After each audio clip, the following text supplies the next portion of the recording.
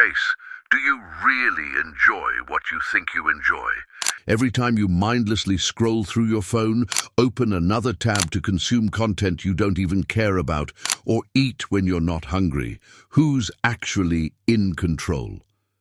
Is it you, or is it the system that's conditioned you to crave instant gratification?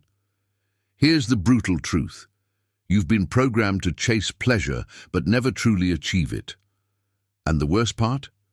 You didn't even notice. We live in a world where pleasure is always within reach, yet it's never enough. Aldous Huxley predicted this almost a century ago. He warned us that true control wouldn't come through oppression, but through pleasure, not through force, but through distraction. A world where books wouldn't need to be banned because people would lose interest in reading. A world where the truth wouldn't be hidden because it would be buried under mountains of irrelevance. A world where people wouldn't need to be controlled because they'd be too addicted to their own slavery. And here you are, living in Huxley's world. A world where every desire is fulfilled in seconds, where satisfaction is instant but emptiness multiplies. A world where pleasure isn't a reward, it's a drug, because that's what they've done to pleasure. Turned it into a control mechanism. You think you're free because you can choose what to consume, but who's really choosing when every option has been designed to trap you? Look around. Every notification, every sound, every flash of color, it's all a trap disguised as entertainment. Immediate pleasure is the new dictatorship. They don't punish you, they entertain you. They don't repress you, they stimulate you. They don't lock you up, they paralyze you with endless options. And so people get lost in fleeting pleasures while their real lives crumble. It's addiction, and like any addiction, it's not about the pleasure, it's about the next dose. Food isn't food anymore, it's dopamine in the form of sugar and fat. Social media isn't connection, it's artificial validation. The content you consume isn't learning, it's mental anesthesia. They've sold us the lie that pleasure is the purpose of life. But what if it's the poison? Huxley made it clear. The future wouldn't be about oppression, but about distraction. And here's the real problem. Every dose of cheap pleasure weakens your ability to feel real joy. Kids can't focus on a book, but can spend hours watching 5-second videos. Adults can't enjoy silence, but fill every moment with noise. Relationships fall apart because effort feels pointless when instant gratification is just a click away. Effortless pleasure destroys your ability to fight for what truly matters, because the things that bring the most meaning in life, love, purpose, growth, require struggle. They cost something. The problem isn't pleasure. The problem is how easily you get it. Why has love become disposable? Because there are infinite options. Why do people stop chasing big dreams? Because immediate gratification is easier. Why do you never feel satisfied? Because fleeting pleasure doesn't fill the void. This is how pleasure becomes a weapon. It keeps you distracted while your life slips away. It keeps you addicted while you lose the ability to feel real joy. It keeps you trapped in a cycle of chasing something that will never fulfill you. The question is, are you willing to keep paying the price? But the biggest trap isn't the addiction to pleasure. It's the illusion that you need it. They've taught us that happiness is constant enjoyment, but no one taught us how to endure boredom. No one prepared us for the void. No one explained that real life, the kind worth living, isn't a series of exciting moments, but a series of struggles. They sold us the idea that everything must be easy, stimulating, and pleasurable. And now, every time we face something difficult, we feel like something's wrong. If studying isn't fun, we quit. If a relationship has problems, we discard it. If a project requires effort without immediate reward, we leave it for later. The modern world has conditioned us to be impatient, to see discomfort as a mistake, to flee from the void instead of understanding it. And the result? A society of people who can't tolerate the slightest frustration, people who need constant stimulation to avoid facing their own thoughts, people who fill every silence with noise, people who confuse comfort with happiness and end up more miserable than ever. Here's the paradox. The easier it is to get pleasure, the harder it is to be happy.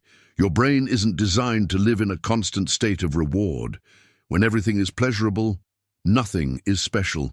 When everything is immediate, nothing has value. When everything is easy, life loses its meaning. And yet here we are, chasing the next dopamine hit, the next video, the next message, the next distraction that makes us forget for a second that we're empty inside. But here's the worst part. They're not just stealing your happiness, they're stealing your ability to think. A mind addicted to pleasure is a mind that can't question. And that, in terms of social control, is the masterstroke. They keep us entertained so we don't realize what's being taken from us. Do you remember when you could spend hours concentrating on something without feeling the need to check your phone? Do you remember when you could get bored without panicking? Do you remember when your attention wasn't fragmented into 1,000 pieces? All of that has been programmed to disappear.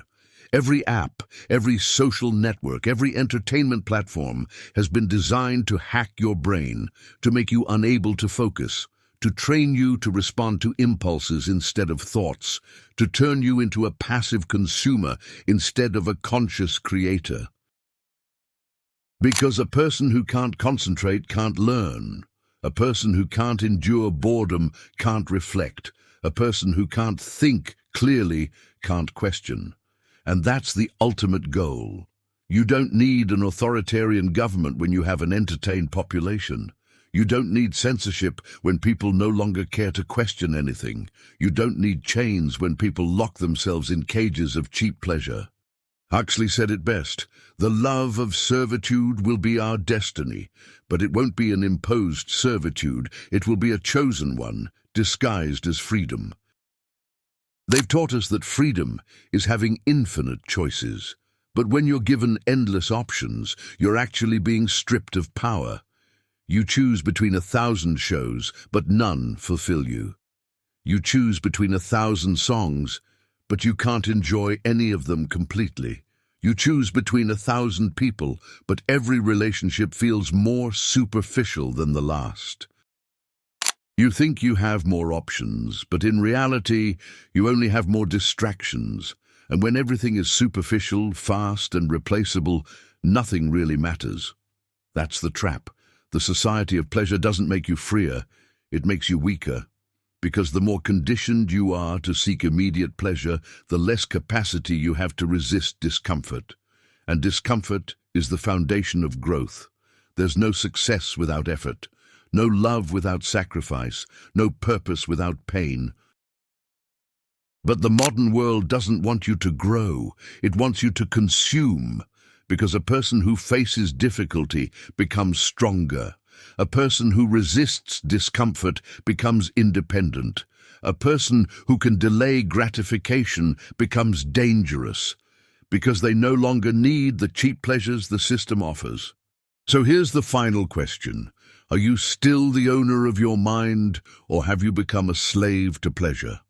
The first step to reclaiming your freedom isn't about putting down your phone or uninstalling apps. It's about understanding that pleasure isn't the problem. It's your relationship with it. If you can control your desire for immediate gratification, you can control your life. If you can resist the easy path, you can build something real. If you can endure boredom, you can start to think for yourself. Because pleasure isn't the enemy.